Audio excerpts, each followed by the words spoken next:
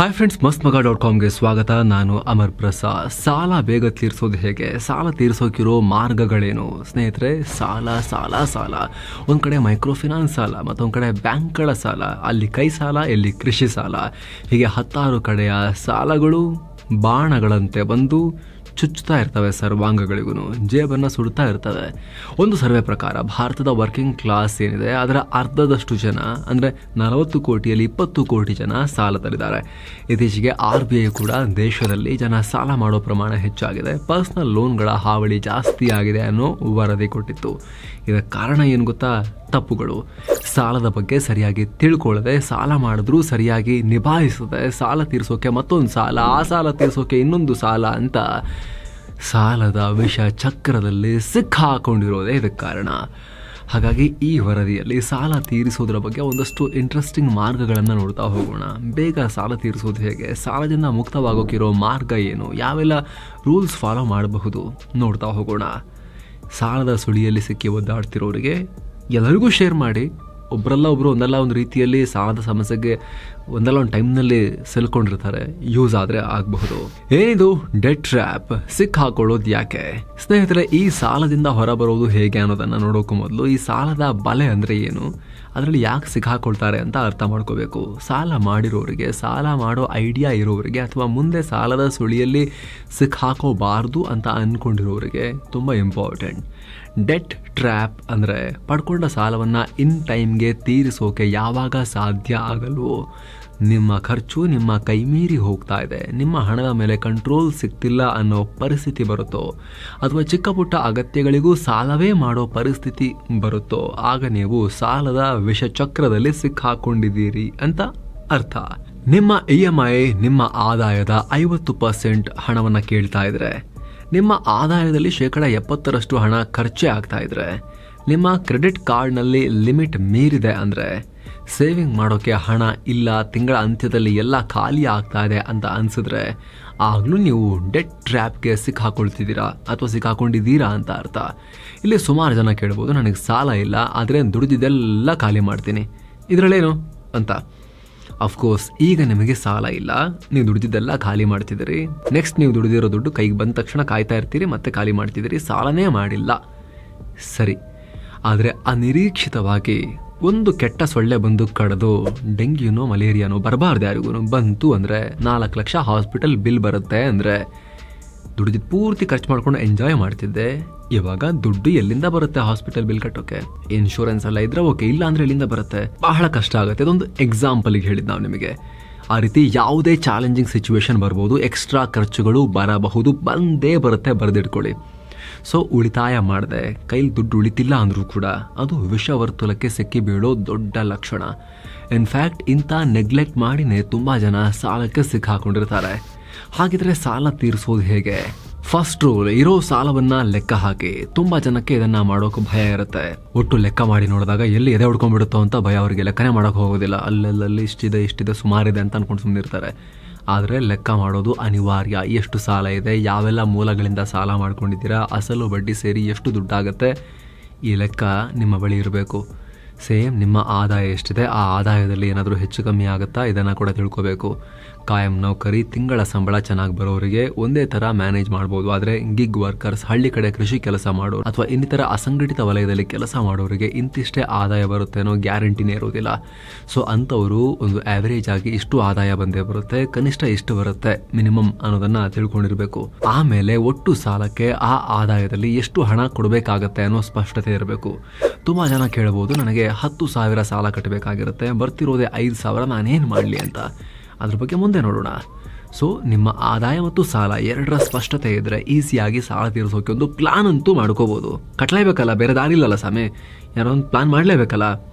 So ಈ plan ಅನಿವಾರ್ಯ. Plan ಶುರು ಮಾಡೋಕೆ ಈ ಡೀಟೇಲ್ ಅನಿವಾರ್ಯ. ಸೆಕೆಂಡ್ ರೂಲ್, 10 ಕಡೆ ಸಾಲವನ್ನು ಒಂದು ಕಡೆ ಮಾಡಿ. ಎಸ್, ಒಬ್ಬ ವ್ಯಕ್ತಿಗೆ ಪರ್ಸನಲ್ ಲೋನ್, ಮನೆ ಲೋನ್, ಎಜುಕೇಶನ್ ಲೋನ್, ಕೃಷಿ ಲೋನ್, ಗಾಡಿ ಲೋನ್, 3-4 ಥರದ EMI, ನಾನಾ ರೀತಿಯ ಬಡ್ಡಿ, ಇಡೀ ಬಾಡಿನೇ ಸಾಲ, ಈ ರೀತಿಯಾಗಿರುತ್ತೆ. ಇದನ್ನು ಸಾಧ್ಯವಾದರೆ ಒಂದು ಅಂಬ್ರೆಲಾ ಅಡಿಗೆ ತಾನೆ. ಹೇಗೆ? ಕಮ್ಮಿ ಬಡ್ಡಿಯ ಸಾಲ, ಅಥವಾ ಈಗ ನೀವು ಕಟ್ತಿರೋ ಬಡ್ಡಿ ರೇಟಲ್ಲೇ ಬಲ್ಕಲ್ಲಿ ಸಾಲ ಸಿಗುತ್ತೆ ಅಂದರೆ ಹೊಸದಾಗಿ ಸಾಲ ಮಾಡಿ ಅದನ್ನು ತೀರಿಸಿ. ಒಂದು ಕಡೆ ಸಾಲ ಇಟ್ಕೊಳ್ಳಿ, ಇದರಿಂದ 10 ಕಡೆ ತಾಪತ್ರಯ ತಪ್ಪುತ್ತೆ, ಇದರಿಂದ ಕಿರಿಕಿರಿ ತಪ್ಪಿ ಮಾನಸಿಕ ನೆಮ್ಮದಿಯೂ ಸಿಗುತ್ತೆ. ಜೊತೆಗೆ ಲಾಂಗ್ ಟರ್ಮ್ ಸಾಲ ಸಿಕ್ಕಿದ್ರೆ EMI ಕೂಡ ಕಮ್ಮಿ ಬೀಳ್ಬೋದು. ಹಾಗಂತ ಲಾಂಗ್ ಟರ್ಮ್ EMIಗಳಲ್ಲಿ ಬಡ್ಡಿ ಕಮ್ಮಿ ಇರುತ್ತೆ ಅಂತ ಅನ್ಕೋಬೇಡಿ, ಅಲ್ಲೂ ಜಾಸ್ತಿನೇ ಇರುತ್ತೆ. ಆದರೆ ಸದ್ಯ ನಮ್ಮ ಆದಾಯಕ್ಕೂ ನಮ್ಮ ಸಾಲಕ್ಕೂ ತುಂಬ ಅಂತರ ಇದೆ.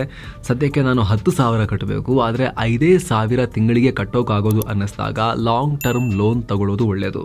ಆದರೆ ಅದು ಈಗಿರೋ ಬಡ್ಡಿಗಿಂತ ತುಂಬ ದುಬಾರಿ ಆಗಿರಬಾರ್ದು, ಅಷ್ಟೇ ಅದನ್ನು ಮೈಂಡಲ್ಲಿ ಇಟ್ಕೋಬೇಕು. ಇಲ್ಲಿ ಇನ್ನೊಂದು ಟ್ರಿಕ್ ಕೂಡ ಇದೆ ಸ್ನೇಹಿತರೆ. ನೀವೊಂದು ಒಳ್ಳೆ ಕಂಪ್ನಿಲಿ ಕೆಲಸ ಮಾಡ್ತಿದ್ದೀರಾ ಅಂತ ಹೇಳಿದ್ರೆ ನಿಮ್ಮ ಗಮನಕ್ಕಿರಲಿ, ಹೆಚ್ಚಿನ ಕಂಪ್ನಿಗಳಲ್ಲಿ ಇರೋದಿಲ್ಲ. ಆದರೆ ಕೆಲವೊಂದು ಕಂಪ್ನಿಗಳಲ್ಲಿ ಏನು ಅಂತ ಹೇಳಿದ್ರೆ ಬಡ್ಡಿ ರಹಿತವಾಗಿ ನಿಮ್ಮ ಒಂದು 3 ತಿಂಗಳು ಸ್ಯಾಲ್ರಿನೋ ಅಥವಾ ಒಂದು 6 ತಿಂಗಳು ಸ್ಯಾಲ್ರಿನೋ ಇಂಟ್ರೆಸ್ಟ್ ಫ್ರೀ ಆಗಿ ನಿಮಗೆ ಕೊಟ್ಬಿಡ್ತಾರೆ. ಆಮೇಲೆ ನಿಮ್ಮ ಸ್ಯಾಲ್ರಿ ಅದನ್ನು ನೀವು ತೀರಿಸ್ತಾ ಬಂದರೆ ಆಯಿತು, ಯಾವುದೇ ಬಡ್ಡಿ ಕಟ್ಟಬೇಕಾಗಿರೋದಿಲ್ಲ. ಉದಾಹರಣೆಗೆ 2 ಲಕ್ಷ ಸಾಲ ಮಾಡಿದ್ದೀರಿ, 1.5 ಲಕ್ಷ ಸಾಲ ಮಾಡಿದ್ದೀರಿ, ಯಾವುದೋ ಸಣ್ಣ ಸಾಲ ಮಾಡಿದ್ದೀರಿ, ಕಟ್ಟಕ್ಕೆ ಕಷ್ಟ ಆಗ್ತಿದೆ, ಬಡ್ಡಿ ಜಾಸ್ತಿ ಇದೆ, ಪರ್ಸ್ನಲ್ ಲೋನ್ ಮಾಡಿಬಿಟ್ಟಿದ್ದೀರಿ, ತುಂಬ ಟೈಟ್ ಆಗಿಬಿಟ್ಟಿದೆ, ಬಡ್ಡಿನೇ ಹೆವಿ ಹೋಗ್ತಾ ಇದೆ, ಡಿಫಾಲ್ಟ್ ಮೇಲೆ ಡಿಫಾಲ್ಟ್ ಆಗಿ ಕಾಲ್ ಮಾಡಿ ಹಿಂಸೆ ಕೊಡ್ತಿದ್ದಾರೆ, ಲೋನ್ ಆ್ಯಪ್ ಅದೆಲ್ಲ ಮಾಡ್ಕೊಂಡ್ಬಿಟ್ಟಿರ್ತೀರಿ, ಕೈ ಸಾಲ ಮಾಡ್ಕೊಂಡಿರ್ತೀರಿ ಅನ್ನೋ ಸಿಚುವೇಶನ್ ಇದ್ದಾಗ ನೀವು ನಿಮ್ಮ ಆಫೀಸ್ ಮ್ಯಾನೇಜ್ಮೆಂಟ್ ಹತ್ರ ವಿಚಾರಿಸಬಹುದು, ನನಗೊಂದು 6 ತಿಂಗಳ ಸ್ಯಾಲ್ರಿ ಅಡ್ವಾನ್ಸ್ ಆಗಿ ಸಿಗಬಹುದಾ, ಅಥವಾ 3 ತಿಂಗಳದ್ದು ಸಿಗ್ಬೋದಾ, ಎಷ್ಟು ತಿಂಗಳದ್ದು ಸಿಗ್ಬೋದು, ತಿಂಗಳಿಗೆ ಎಷ್ಟು ಕಟ್ಟಿ ತೀರಿಸಬೇಕು, ಇದೆಲ್ಲ ನೋಡ್ಕೊಳ್ಳಿ. ಬಹುತೇಕ ಸಂದರ್ಭಗಳಲ್ಲಿ ಇಂಟ್ರೆಸ್ಟ್ ಫ್ರೀನೇ ಸಿಗುತ್ತೆ. ಅಗೇನ್ ಹೇಳ್ತಾ ಇದ್ದೀವಿ, ಎಲ್ಲ ಕಡೆ ಈ ಫೀಚರ್ಸ್ ಇರೋದಿಲ್ಲ, ಆದರೆ ಕೆಲವು ಕಡೆ ಈ ಸೌಲಭ್ಯ ಕೂಡ ಇರುತ್ತೆ. ಅದನ್ನು ನೀವು ವಿಚಾರಿಸ್ಕೊಂಡು ಆ 1.5ನೋ 2 ಲಕ್ಷನೋ 3 ಲಕ್ಷನೋ ಒಂದ್ಸಲಿ ತಗೊಂಡು ಈ ಹೈ ಇಂಟ್ರೆಸ್ಟ್ ರೇಟ್ ಇರೋ ಲೋನ್ ಆ್ಯಪು, ಪರ್ಸನಲ್ ಲೋನು, ಕೈ ಸಾಲನೋ ಒಂದ್ಸಲಿ ತೀರಿಸ್ಬಿಟ್ರೆ ನೆಮ್ಮದಿಯಾಗಿ ಒಂದೇ ಸಾಲವನ್ನು ನಿಮ್ಮ ಸ್ಯಾಲ್ರಿಲಿ ನೀವು ತೀರಿಸ್ತಾ ಬರ್ಬೋದು ಇಂಟ್ರೆಸ್ಟ್ ಫ್ರೀ ಆಗಿ. ಇದು ಸಣ್ಣ ವಿಚಾರ ಅಂತ ಅನಿಸ್ಬೋದು ಸ್ನೇಹಿತರೆ, ಆದರೆ ಈ ಅವಕಾಶ ನಿಮಗೇನಾದರೂ ಇತ್ತು ಅಂತ ಹೇಳಿದ್ರೆ ನಿಮಗೆ ವರದಾನ ಆಗಬಹುದು. ನೆಕ್ಸ್ಟ್ ರೂಲ್ ನಂಬರ್ 3, ದೊಡ್ಡ ಸಾಲವನ್ನ ಮೊದಲು ತೀರಿಸಿ. ಏನೋ ಮೇಲೆ ಹೇಳಿದಂತೆ ಸಾಲವನ್ನ ಒಟ್ಟುಗೂಡಿಸೋಕ್ಕಾಗಲ್ಲ. ಯಾರು ಹೊಸದಾಗಿ ಸಾಲ ಕೊಡ್ತಿಲ್ಲ ಅಂತ ಅನಿಸ್ದಾಗ ನಿಮ್ಮ ಆದಾಯಕ್ಕೆ ಅನುಗುಣವಾಗಿ ಪ್ಲಾನ್ ಮಾಡಬೇಕು. ನಿಮ್ಮ ಕೈಯಿಂದ ಅತಿಯಾಗಿ ಬಡ್ಡಿ ಬೇಡ್ತಿರೋ ಸಾಲಗಳನ್ನ ಮೊದಲು ಆಯ್ಕೆ ಮಾಡಿ, ಮೊದಲು ಅದನ್ನ ತೀರಿಸೋ ಪ್ರಯತ್ನ ಮಾಡಿ. ಆಗ ಇನ್ನುಳಿದ ಸಾಲದಾತರ ಕತೆ ಏನು ಅಂತ ನೀವು ಹೇಳ್ಬೋದು. ಆದರೆ ಇದಕ್ಕೆ ಮೊದಲೇ ಪರಿಹಾರ ಹೇಳಿದ್ವಿ. ಒಂದು, ನೀವು ಬೇರೆ ಕಡೆ ಬಲ್ಕಲ್ಲಿ ಸಾಲ ತಗೊಂಡು ಒಟ್ಟು ಮಾಡಬೇಕು. ಅದಾಗಲಿಲ್ಲ ಅಂದರೆ ಅನಿವಾರ್ಯವಾಗಿ ನಿಮ್ಮ ಆದಾಯವನ್ನು ಹೆಚ್ಚು ಮಾಡಿಕೊಳ್ಳಲೇಬೇಕು, ಹೊಸ ಆದಾಯದ ಮೂಲವನ್ನು ಹುಡುಕಬೇಕು. ಇಲ್ಲಿ ಇನ್ನೊಂದು ಪ್ರಶ್ನೆ ಬರುತ್ತೆ, ತಿಂಗಳ ಸಂಬಳ ಇರೋರ ಕತೆ ಏನು, ಎಲ್ಲಿಂದ ತರ್ತಾರೆ ಅಂತ. ಅಂಥವರು ಪಾರ್ಟ್ ಟೈಮ್ ಜಾಬ್, ಫ್ರೀಲ್ಯಾನ್ಸಿಂಗ್ ಇನ್ನಿತರ ಆದಾಯದ ಮೂಲವನ್ನು ನೋಡಬೇಕು. ಅಷ್ಟೆಲ್ಲ ಮಾಡೋಕ್ಕಾಗಲಿಲ್ಲ, ಬ್ಯುಸಿ ಇದ್ದೀರಿ ಅಂತ ಹೇಳಿದ್ರೆ ಬ್ಯಾಂಕ್ನಲ್ಲಿ ಅಥವಾ ಇನ್ನಿತರ ಹಣಕಾಸು ಸಂಸ್ಥೆಗಳಲ್ಲಿ ಸಂಬಳ ಬರುತ್ತೆ ಅಂದರೆ ಕ್ರೆಡಿಟ್ ಸ್ಕೋರ್ ಚೆನ್ನಾಗಿದ್ರೆ ಹೊಸ ಸಾಲ ಸಿಗೋ ಸಾಧ್ಯತೆ ಇದೆಯಾ ಅಂತ ನೀವು ಚೆಕ್ ಮಾಡಬೇಕು. ಹಾಗೆ ಅಸಂಘಟಿತ ವಲಯದವರಿಗೆ ಇಲ್ಲಿ ಅಡ್ವಾಂಟೇಜ್ ಇದೆ, ಹೆಚ್ಚು ದುಡಿದಷ್ಟು ಹೆಚ್ಚು ಹಣ ಸಿಗುತ್ತೆ. ಸೊ ಅಂಥವರು ಮೊದಲು ಬಡ್ಡಿದರ ಹೆಚ್ಚಿರೋ ಸಾಲವನ್ನು ಈಸಿಯಾಗಿ ಆದ್ಯತೆ ಮೇಲೆ ತೀರಿಸೋಕೆ ಫೋಕಸ್ ಮಾಡಬೇಕು. ಜೊತೆಗೆ ಸ್ನೇಹಿತರೆ, ಸಾಮಾನ್ಯವಾಗಿ ಫ್ಯಾಮಿಲೀಸಲ್ಲಿ ಅಪ್ಪ ಅಮ್ಮನ ಹತ್ರ ಸಾಲ ಇಸ್ಕೊಳ್ಳೋದು, ಅಥವಾ ಬ್ರದರ್ ಸಿಸ್ಟರ್ಸ್ ಹತ್ರ ಸಾಲ ಇಸ್ಕೊಳ್ಳೋದು, ಅಥವಾ ಕ್ಲೋಸ್ ರಿಲೇಟಿವ್ ಹತ್ರ ಸಾಲ ಇಸ್ಕೊಳ್ಳೋದು ಸಾಮಾನ್ಯವಾಗಿ ಬಡ್ಡಿಯನ್ನು ಚಾರ್ಜ್ ಮಾಡೋದಿಲ್ಲ. ಅವರು ಹೆವಿ ದುಷ್ಟರಾಗಿರಬೇಕು. ಅವರು ಅತ್ಯಂತ ಕ್ಲೋಸ್ ರಿಲೇಟಿವ್ ಆಗಿ ಕೂಡ ಬಡ್ಡಿ ಚಾರ್ಜ್ ಮಾಡೋರು ಅಂದರೆ ಮಹಾನ್ ದುಷ್ಟರೇ ಆಗಿರಬೇಕು. ಅವರು ಸಾಮಾನ್ಯವಾಗಿ ಚಾರ್ಜ್ ಮಾಡಲ್ಲ. ಹಾಗಂತ ಟೇಕನ್ ಫಾರ್ ಗ್ರಾಂಟೆಡ್ ಮಾಡಬಾರ್ದು. ತೊಗೊಂಡಿದ್ದನ್ನು ವಾಪಸ್ ಕೊಡಬೇಕು ಅವರಿಗೆ, ರಿಲೇಟಿವ್ಸ್ ಆದರೂ ಕೂಡ. ತಗೊಂಡು ಏನಾದರೂ ಇಂಟ್ರೆಸ್ಟ್ ಫ್ರೀ ಲೋನ್ ಸಿಕ್ಕಿದ್ರೆ ಅದು ಕೂಡ ವರದಾನವಾಗಿ ಪರಿಣಮಿಸುತ್ತೆ. ಭಾರತದಲ್ಲಿ ಹೆಚ್ಚಿನ ಸಂದರ್ಭಗಳಲ್ಲಿ ಫ್ಯಾಮಿಲಿಯವರು ಈ ರೀತಿ ಕ್ಲೋಸ್ ಫ್ಯಾಮಿಲಿ ಸರ್ಕಲ್ನವರು, ದುಡ್ಡಿದ್ದವರು, ದುಡ್ಡು ಯಾರಿಗಾರು ಶಾರ್ಟೇಜ್ ಆದಾಗ ಸಹಾಯಕ್ಕೆ ಬರ್ತಾರೆ. ಆ ರೀತಿ ಏನಾದರೂ ಅಪರ್ಚುನಿಟಿ ಇದೆಯಾ ಅನ್ನೋದನ್ನು ಕೂಡ ಚೆಕ್ ಮಾಡಿ ನೋಡಿ. ಡೆಫಿನೆಟ್ಲಿ ಅವರ ಆರ್ಥಿಕ ಪರಿಸ್ಥಿತಿ ಕೂಡ ನೀವು ನೋಡಬೇಕು. ಯಾರಿಗೂ ಫೋರ್ಸ್ ಮಾಡೋಕ್ಕೆ ಹೋಗಬಾರ್ದು. ಅವ್ರಿಗೆ ಸಾಧ್ಯ ಇದೆ, ಖುಷಿಯಿಂದ ಕೊಡ್ತಿದ್ದಾರೆ ಅಂದರೆ ತಗೊಂಡು ನೀವು ಖುಷಿಯಿಂದ ಆದಷ್ಟು ಬೇಗ ತೀರಿಸೋಕೆ ಪ್ರಯತ್ನ ಪಡಬೇಕು. ಆಮೇಲೆ ಮೊದಲು ಈ ಹೈ ಇಂಟ್ರೆಸ್ಟ್ ಲೋನ್ಗಳನ್ನು ನಿಬಟಾಯಿಸ್ಕೊಳ್ಳಿಕ್ಕೋಸ್ಕರ ಇದನ್ನು ನೀವು ಮಾಡಬೇಕಾಗತ್ತೆ. ಹೊಸ ಸಾಲ ತಗೊಳ್ಳೋದನ್ನು ನಿಲ್ಲಿಸಬೇಕು. ಹೀಗೆ ಸಾಲ ಮತ್ತು ಆದಾಯದ ಸ್ಪಷ್ಟತೆ ಸಿಕ್ಕಿದ ಮೇಲೆ ಯಾವುದೇ ಕಾರಣಕ್ಕೂ ಹೊಸ ಸಾಲ ಮಾಡಲೇಬಾರ್ದು. ಮೇಲೆ ಹೇಳಿದ ಸಂದರ್ಭಗಳನ್ನು ಹೊರತುಪಡಿಸಿ ಕಮ್ಮಿ ಇಂಟ್ರೆಸ್ಟ್ ರೇಟಿಗೆ ಸಿಗುತ್ತೆ ಅಂದರೆ ತಗೊಂಡು ತೀರಿಸೋದು ಬೇರೆ ಲೆಕ್ಕ. ಆದರೆ ತುಂಬ ಜನ ಏನು ತಪ್ಪು ಮಾಡ್ತಾರೆ ಗೊತ್ತಾ, ಎಲ್ಲ ಕಡೆ ಬಡ್ಡಿ ಕಟ್ಕೊಂಡು ಗಾಳಿಗೆ ಬಂದ ಕಡೆ ತೂರ್ಕೊ ಅನ್ನೋ ರೀತಿಯಲ್ಲಿ ಆ ಸಾಲದಾತ ಕೇಳ್ತಾ ಇದ್ದಾನ, ಅವನು ಬಾಯ ಮುಚ್ಚಿದ್ರೆ ಸಾಕು ಅಂತ ಹೇಳಿ ಇನ್ನೂ ಜಾಸ್ತಿ ಬಡ್ಡಿ ಇರೋ 20-30% ಬಡ್ಡಿ ಜಾಸ್ತಿ ಆದರೂ ಪರವಾಗಿಲ್ಲ ಕೊಡು ಅಂತ ಇಸ್ಕೊಂಬಂದು ಇವನ್ ಬಾಯ ಮುಚ್ಚಿಸ್ತಾರೆ. ಆಮೇಲೆ ಇವನ್ ಕಾಟ ಕೊಡೋಕೆ ಶುರು ಮಾಡ್ತಾನೆ. ಇದಾಗ್ತಾ ಇದೆ. ಅಂತ ತಪ್ಪು ಯಾವ ಕಾರಣಕ್ಕೂ ಮಾಡಕ್ಕೆ ಹೋಗಬಾರದು. ದುಬಾರಿ ಬಡ್ಡಿಯ ಸಾಲ, ಈಗಿರೋ ಸಾಲಕ್ಕಿಂತ ದುಬಾರಿ ಬಡ್ಡಿಯ ಸಾಲ ಯಾವ ಕಾರಣಕ್ಕೆ ಮಾಡಬಾರ್ದು. ಇನ್ನು 5ನೇ ರೂಲ್ನಲ್ಲಿ ಒಂದು ಸುಂದರವಾದ ಬಜೆಟ್ ಮಾಡ್ಕೋಬೇಕು. ಅದಕ್ಕೆ ಸ್ಟಿಕ್ ಆಗಬೇಕು. ಅಂದರೆ ನಿಮ್ಮ ಆದಾಯ ಮತ್ತು ಸಾಲದೊಂದಿಗೆ ನಿಮ್ಮದೇ ಆದ ಒಂದಷ್ಟು ಅನಿವಾರ್ಯ ಖರ್ಚಿರುತ್ತೆ. ಮನೆಯ ದಿನಸಿ, ಪೆಟ್ರೋಲ್, ಟ್ರಾವೆಲ್, ಆಸ್ಪತ್ರೆ ಇತ್ಯಾದಿ ಖರ್ಚು ಬರುತ್ತೆ. ಅದನ್ನು ಸರಿಯಾಗಿ ಮ್ಯಾನೇಜ್ ಮಾಡಬೇಕು. ಏನು ಊಟ ತಿಂಡಿ ಬಿಡಬೇಕಾ? ಇಲ್ಲ, ಆ ರೀತಿಯಲ್ಲ.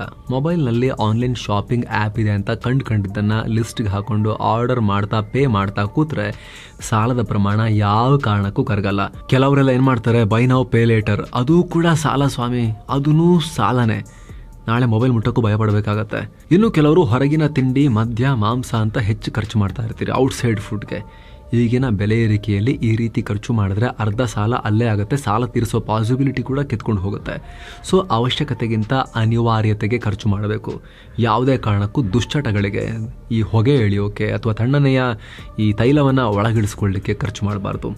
ನಾವು ಕಣ್ಣಾರೆ ನೋಡಿರೋ ಕೇಳಿರೋ ಎಕ್ಸಾಂಪಲ್ಸ್ ಇದೆ. ಸುಮ್ಮನೆ ಹೆವಿ ಬಿಹೇವ್ ಮಾಡ್ತಿರ್ತಾರೆ, ಆದರೆ ಅವರಿಗೆ ದಿನಕ್ಕೆ ಮಿನಿಮಮ್ 300-500 ರೂಪಾಯಿ ಕುಡಿಯೋಕೆ, ಧೂಮಪಾನ ಮಾಡೋಕೆ ಬೇಕಾಗಿರುತ್ತೆ. ತಿಂಗಳಿಗೆ ಎಷ್ಟಾಯಿತು ಸ್ವಾಮಿ? 15-20 ಸಾವಿರ ರೂಪಾಯಿ ಆಯಿತು. ಒಂದು ದೊಡ್ಡ ಲೋನ್ನ EMI ಸ್ವಾಮಿ ಅದು, ತಿಂಗಳಿಗೆ 10,000-20,000 ರೂಪಾಯಿ ಅಂತ ಹೇಳಿದ್ರೆ. ಹಾಗಾಗಿ ದುಶ್ಚಟ ಬಿಡಲೇಬೇಕು, ಇಲ್ಲಾಂದರೆ ಈ ವಿಡಿಯೋ ನೋಡೋದೇ ವೇಸ್ಟ್ ನೀವು. ಜೊತೆಗೆ ಆಗಲೇ ಹೇಳಿದಾಗ ಆಸ್ಪತ್ರೆ ಖರ್ಚು ಅಂತ ಹೇಳಿದ್ವಿ. ಆಸ್ಪತ್ರೆ ಖರ್ಚು ಅಂತ ಬಂದಾಗ ಹೆಲ್ತ್ ಇನ್ಶೂರೆನ್ಸ್ ಮಾಡಿಸ್ಬಿಟ್ರೆ ನೀವು ಅಷ್ಟು ಅಮೌಂಟ್ನ 3 ಲಕ್ಷಕ್ಕೋ 5 ಲಕ್ಷಕ್ಕೋ 10 ಲಕ್ಷಕ್ಕೋ ಎಷ್ಟಕ್ಕೆ ಮಾಡಿಸ್ತೀರಿ, ಅಷ್ಟು ಅಮೌಂಟ್ನ ಹಾಸ್ಪಿಟಲ್ ಬಿಲ್ನ ಭಯ ನಿಮಗಿರೋದಿಲ್ಲ. ಹುಷಾರು ತಪ್ಪಿ ಆಮೇಲೆ ಇನ್ನೊಂದು ಸಲ ಎಲ್ಲಿ ಹುಡುಕ್ಲಿ ಅನ್ನೋ ಸಿಚುವೇಶನ್ ಇರೋದಿಲ್ಲ. ಹಾಗೆ ಟರ್ಮ್ ಇನ್ಶೂರೆನ್ಸ್ ಕೂಡ ನೀವು ಮಾಡಿಸ್ಬೋದು. ದುಡಿತಾ ಇರೋ ವ್ಯಕ್ತಿ ಇದ್ದಕ್ಕಿದ್ದ ಹಾಗೆ ಏನಾದರೂ ಆಗಿ ಅವರಿಲ್ಲ ಅಂತಾದರೆ ಫ್ಯಾಮಿಲಿ ಮೇಲೆ ಆರ್ಥಿಕ ಹೊರೆ ಆಗುತ್ತೆ. ದುಡಿಮೆನೂ ಇಲ್ಲ, ದುಡಿತಿರೋ ವ್ಯಕ್ತಿನೂ ಇಲ್ಲ, ಮಾಡಿರೋ ಸಾಲ ಕೂಡ ಇದೆ, ಬಹಳ ಕಷ್ಟ ಆಗುತ್ತೆ. ಅಂಥ ಸಂದರ್ಭದಲ್ಲಿ ಟರ್ಮ್ ಇನ್ಶೂರೆನ್ಸ್ ಅವರ ಫ್ಯಾಮಿಲಿಯನ್ನು ಕಾಪಾಡಬಹುದು. 50 ಲಕ್ಷಕ್ಕೋ 1 ಕೋಟಿಗೋ 2 ಕೋಟಿಗೋ ಲಂಸಮ್ ಸಿಗೋ ಥರ ನೀವು ತಿಂಗಳಿಗೆ ಒಂದು 500-600 ರೂಪಾಯಿದೇನೋ ಈ ಥರ ಟರ್ಮ್ ಇನ್ಶೂರೆನ್ಸ್ ಮಾಡಿಸಿದ್ರೆ, ಏನಿದೆ ಯಂಗ್ ಏಜ್ನವರಿಗೆ ಪ್ರೀಮಿಯಂ ಕಮ್ಮಿ ಇರುತ್ತೆ, ಏಜ್ ಜಾಸ್ತಿ ಆದಂಗೂ ಪ್ರೀಮಿಯಂ ಜಾಸ್ತಿ ಆಗ್ತಿದ್ರು ಕೂಡ ಮಾಡಿಸಿದ್ರೆ ಲಂಸಮ್ ಆಗಿ ಆ ಅಮೌಂಟ್ ಫ್ಯಾಮಿಲಿಗೆ ಸಿಗುತ್ತೆ. ಸೊ ಡಿಸ್ಕ್ರಿಪ್ಷನ್ ಮತ್ತು ಪಿನ್ ಮಾಡಿರೋ ಕಾಮೆಂಟ್ನಲ್ಲಿ ಈ ಟರ್ಮ್ ಮತ್ತು ಹೆಲ್ತ್ ಇನ್ಶೂರೆನ್ಸ್ನ ಲಿಂಕ್ಸ್ ಕೂಡ ಇದೆ, ಆಸಕ್ತರು ಚೆಕ್ ಮಾಡಿ. Protection is also very very important. ಇನ್ನು ಸಂಭ್ರಮಕ್ಕೆ ಬ್ರೇಕ್ ಹಾಕಿ.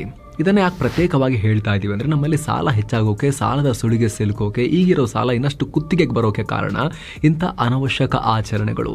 ಭಾರತೀಯ ಸಂಸ್ಕೃತಿಯಲ್ಲಿ ಹಬ್ಬಗಳಿಗೆ, ಮದುವೆಗಳಿಗೆ ಹೆವಿ ಖರ್ಚು ಮಾಡ್ತಾರೆ. ಹಳ್ಳಿಗಳ ಕಡೆನೂ ಒಂದು ಫೇಮಸ್ ಮಾತಿದೆ, ಮದುವೆ ಮಾಡೋರೆಲ್ಲ ದುಡ್ಡಿಟ್ಕೊಂಡೇ ಮಾಡ್ತಾರಾ ಅಂತ.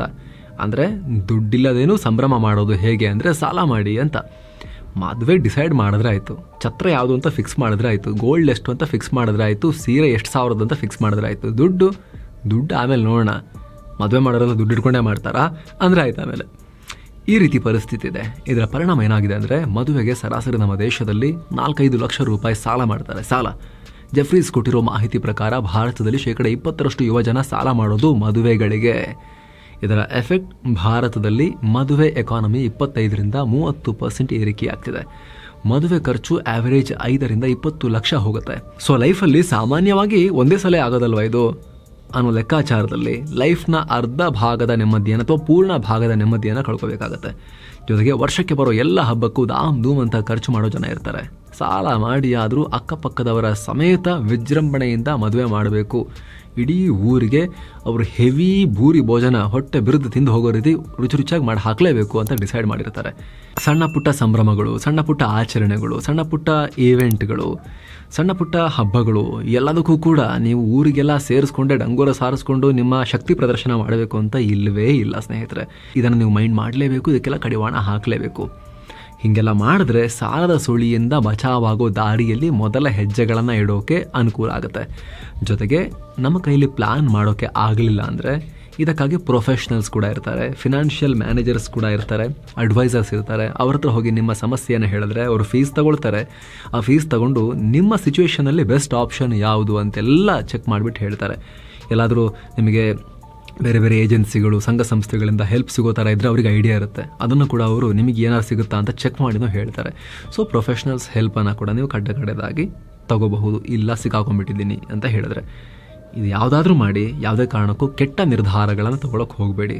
ಸಾಲಕ್ಕಿಂತ ಜೀವನ ದೊಡ್ಡದು. ಆಗಲೇ ಹೇಳಿದ ಟರ್ಮ್ ಮತ್ತು ಹೆಲ್ತ್ ಇನ್ಶೂರೆನ್ಸ್ನ ಲಿಂಕ್ ಡಿಸ್ಕ್ರಿಪ್ಷನ್ ಮತ್ತು ಪಿನ್ ಮಾಡಿರೋ ಕಾಮೆಂಟ್ನಲ್ಲಿದೆ. ಆಸಕ್ತರು ಮಿಸ್ ಮಾಡದೆ ಚೆಕ್ ಮಾಡಿ. ಮತ್ತೆ ಭೇಟಿ ಆಗ್ತಿರೋಣ. ನಮಸ್ತೆ.